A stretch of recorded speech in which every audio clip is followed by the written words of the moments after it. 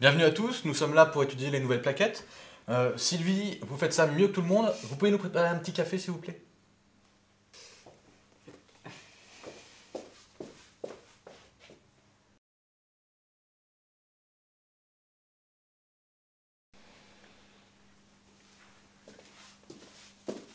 Bonjour messieurs, bonjour Gilbert. Oh, c'est ravissante avec votre robe grise.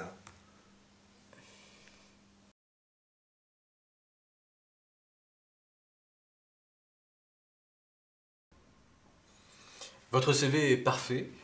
Vous avez des compétences et de l'expérience. Je vous embaucherai bien. Mais le problème, c'est que vous allez vous retrouver dans une équipe essentiellement composée d'hommes. Et j'ai peur que votre présence les... Enfin, vous comprenez quoi.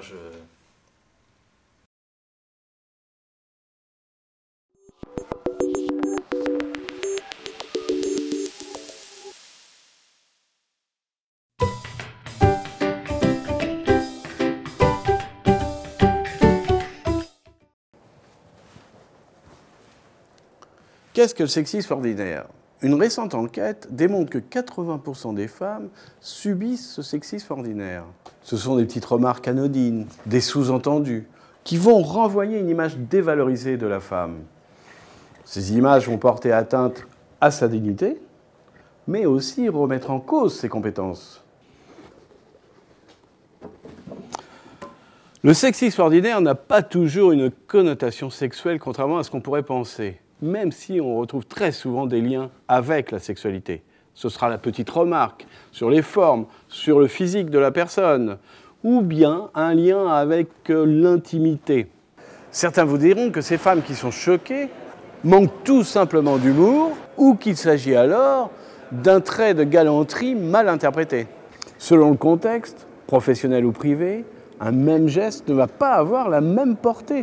Par exemple, ce cheveu que l'on va retirer délicatement de la veste d'une personne n'aura pas la même signification selon si c'est le chef qui le fait ou alors un ami.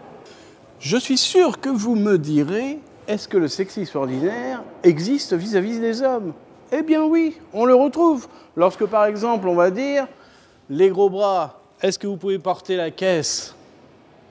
Évidemment, et vous le savez très bien, on le retrouve beaucoup moins que vis-à-vis des femmes.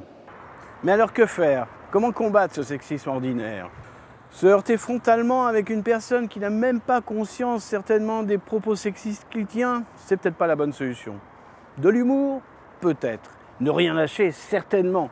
Et mettre en déséquilibre cette personne en faisant appel à sa mère, à sa fille. Est-ce qu'il aimerait qu'on tienne des propos comme ça devant elle? Nous ne sommes pas dans la cour de récréation, nous sommes entre adultes. Alors un peu de sérieux.